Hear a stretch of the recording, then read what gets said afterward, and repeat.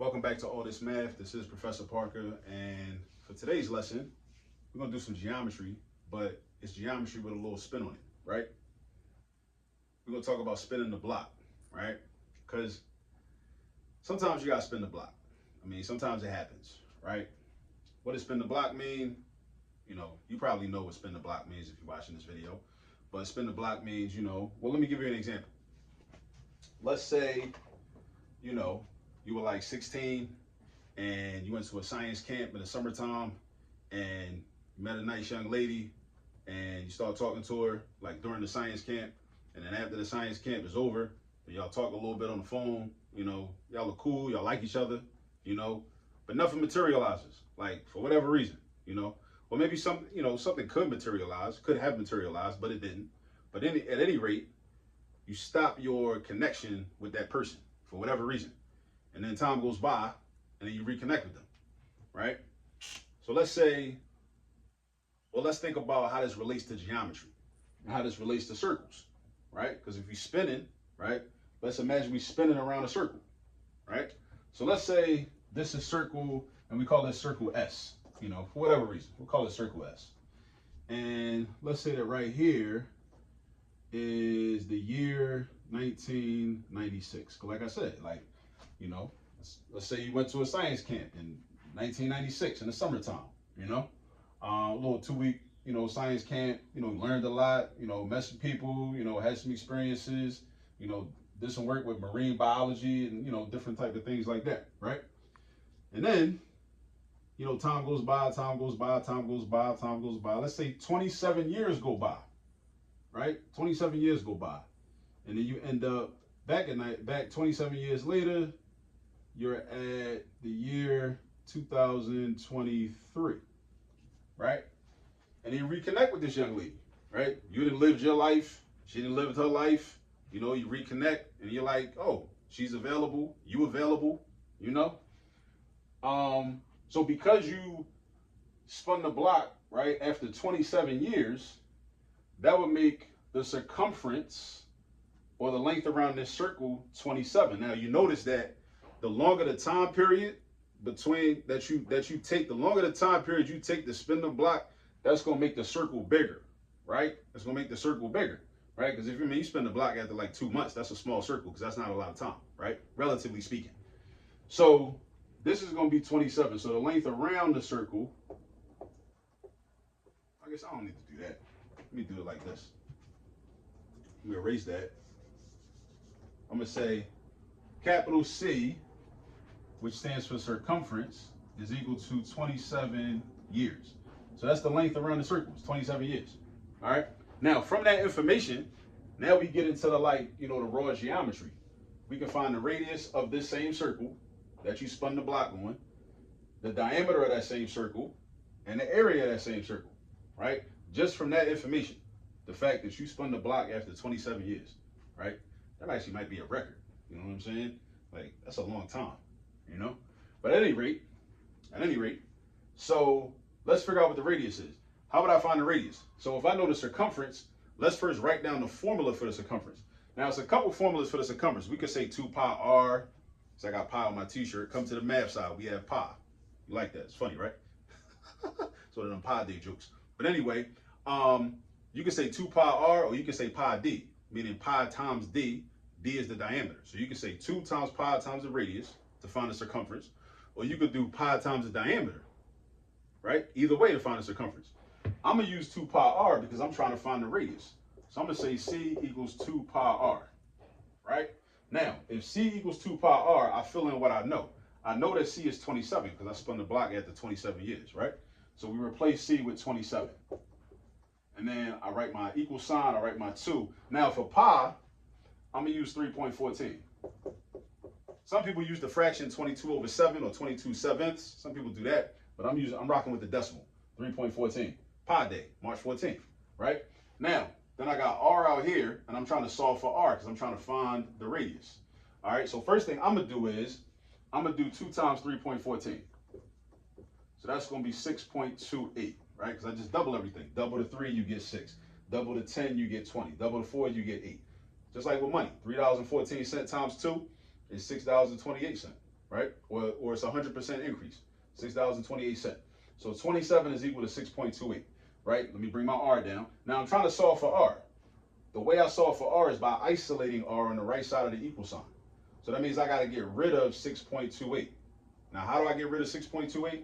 I got to do the opposite operation from what 6.28 is involved in right now. These are the fundamentals of algebra that we have to understand in order to be able to do geometry anyway, or really any math, right? So we're going to divide by 6.28 because that's the opposite of multiplication. We have to do opposite operations to eliminate things in an equation.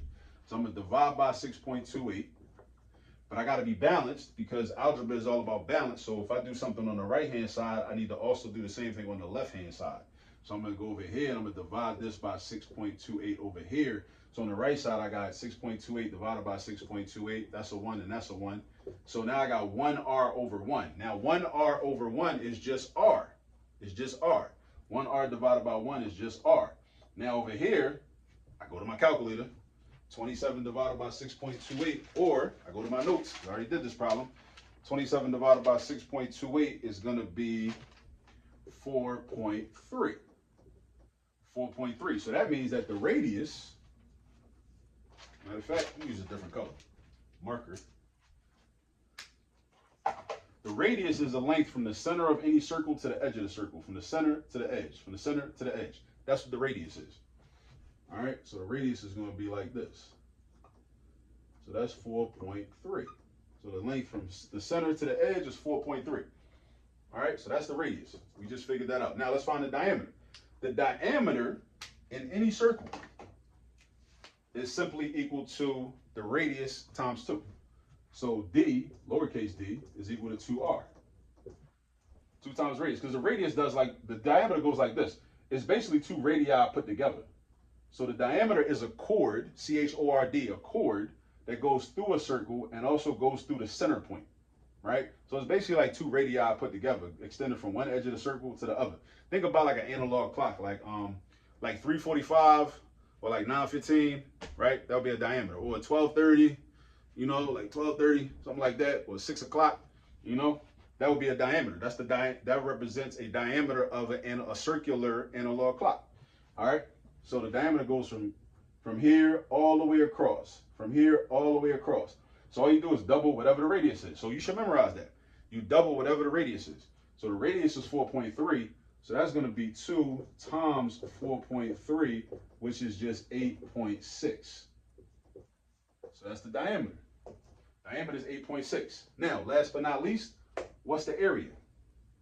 The area has its own formula, just like the circumference has its own formula, right? Or the diameter has its own formula. The area is going to be area equals pi times the radius squared. And since I found what the radius was, I can figure out what the area is now. All right, so now I'm using the same number for pi, which is 3.14. Now let me pause for a second. What's pi?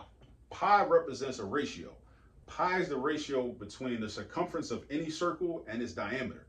What is a ratio? That means when you divide something by something else, right? So since C is equal to 2 pi r, but C is also equal to pi times d. So that means that pi is equal to C divided by d. So pi is 3.14. Now the beauty of pi, or the interesting thing about pi, is that no matter how little the circle is, or how big the circle is, if you take the circumference of that circle, which is the length around the circle, basically the perimeter of the circle. Circles are so important, they got their own name for perimeter. We find perimeters of squares, perimeters of rectangles, perimeters of triangles, perimeters of trapezoids. But circles are so important that instead of us saying in the math world, let's find the perimeters of this circle, it's got its own name for its perimeter. We call it the circumference. Circles are just decent like that, right? They're so important, right? So for a circle, right, we take the circumference and you divide by its diameter. No matter how little the circle is or how big the circle is, you always gonna get 3.14. That's crazy to me, that you always gonna get the same number. No matter how big the circle is, how little the circle is, you always gonna get 3.14. That's the beauty of it. That's one of the beautiful things about math. It's reliable and it's consistent. That's one of the things I like about it. So, but anyway, back to the area. I paused. I did a sidebar so I could talk about what pi is, because a lot of times we talk about pi. We be on Pi Day, eating pizza in school and all that. You know, March 14th. you know, having math nights and everything, and we don't even really know what pi is. Like, what is pi? What does that number really mean? You know? So that's what it means. But anyway, so you got 3.14, and then the radius, 4.3 squared. So now but make sure you know how to do the order of operations, because don't be up here doing 3.14 times 4.3. Don't do that. That's not cool. We deal with the exponents first, right? So 4.3 squared, we're going to do that. And we're going to multiply that by 3.14, which is going to be 58.1. Boom. So that's our area. So when you spin the block, or if somebody were to spin the block after 27 years, right, after science camp in 1996, and then this was their circle, this was how much spinning they did, right, 27 years worth of spinning, right, and then you find the radius will be 4.3, the diameter of the circle would be 8.6, and the area of that circle, the area is the space inside, which would be 58.1, right, 58.1 square units, right, 1 by 1, either 1 inch by 1 inch squares, or 1 meter by 1 meter squares, or 1 centimeter by 1 centimeter squares. The area tells you how many squares can fit inside of the figure, or the space, whether it's a square itself, a trapezoid, a triangle, a rectangle, a circle, right? That's what area tells you, the space inside, while the circumference is the perimeter, or the length around. Circumference is around, area is the space inside, and that's how you find radius, diameter, and area when all you know is the circumference. We start off with the circumference, and in this case, the circumference was an amount of time, the amount of time that we took to spin the block. So that's today's lesson. We were relating everyday experiences and everyday life to geometry, and I'll see y'all in the next video. Peace.